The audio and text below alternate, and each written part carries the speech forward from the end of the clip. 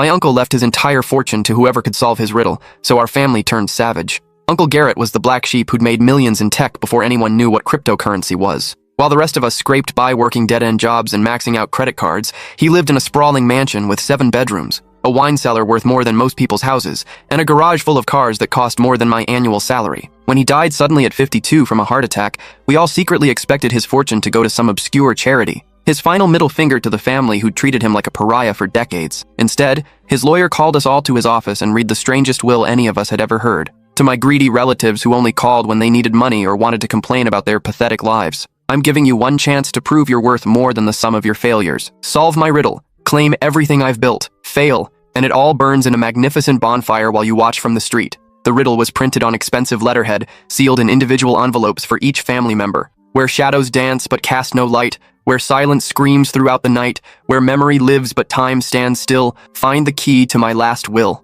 At first, we actually worked together like a real family. My Aunt Patricia suggested his old photography darkroom, where he'd spent countless hours developing pictures. Cousin Dylan thought it meant his study, where he'd sit for hours in complete darkness, typing away on his computer. Mom was convinced it referenced the basement wine cellar, where he stored bottles worth thousands of dollars each. My brother Finn thought it meant the attic where old furniture gathered dust under white sheets. For 3 weeks, we tore through every inch of his mansion like a pack of wild animals. We moved furniture that hadn't been touched in years, checked behind expensive paintings for hidden safes, pulled up Persian rugs and pried at floorboards until our fingers bled. We searched crawl spaces, examined every book in his library for hollow compartments, and even had his pool drained to check for underwater hiding spots. Nothing. Not a single clue. That's when the family bonds started snapping like overstretched rubber bands. Patricia hired a private investigator who charged $800 a day. Dylan bribed the longtime housekeeper with a $1,000 tip for information about Garrett's daily habits and secret hiding places. Mom started showing up at the mansion at 5 in the morning to search rooms before anyone else arrived, claiming she needed the quiet to think clearly. Finn installed hidden cameras throughout the house to spy on the rest of us,